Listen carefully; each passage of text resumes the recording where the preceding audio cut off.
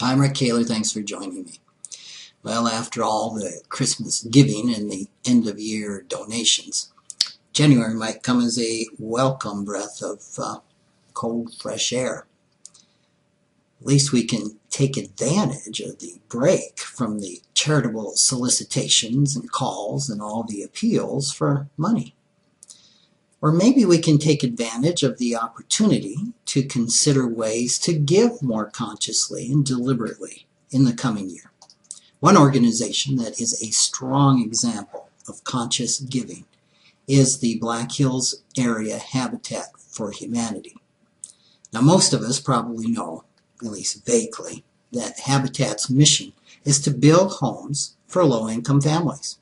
What we may not be aware of is the relatively high success rate for Habitat homeowners. Now, all of them are high-risk applicants that conventional home lenders would turn down. They are, in a way, the subprime of the subprime. Yet of the 71 homes completed in the Black Hills since the local organization began over 20 years ago in 1990, there have been just 2 foreclosures. 5 owners have paid off their loans entirely. 6 families have relinquished their homes due to life changes unrelated to their financial ability to keep making payments. And of the 63 current loans on their books, only 2 are currently delinquent. Well, that's pretty good. Why does Habitat's lending program then work so well? Well, I can see several reasons. The first is that the homes are genuinely affordable rather than artificially affordable, instead of subsidies or donations that put buyers into more house than they can afford long term. Habitat houses are modest by today's standards. Their prices are kept down through donations and volunteer labor. Next, the high standards that they have at the outset. Applicants have got to be living in inadequate housing. They must meet low-income guidelines, but still have enough dependable income to afford mortgage payments and everything else that goes with home ownership. They need to take money management classes. They need to be able to come up with about $1,500 to $2,000 to cover costs like homeowners insurance and typical closing costs. Habitat only accepts about 10% of those who apply for loans. When they sign the mortgage documents, the new owners will then take on the full responsibilities of home ownership, which would include the month-to-month maintenance, paying the property taxes, doing any improvements, and of course making their mortgage payments on time. The borrowers invest their own time and energy into the home. Every adult is an applicant family, and they must contribute 250 hours of sweat equity.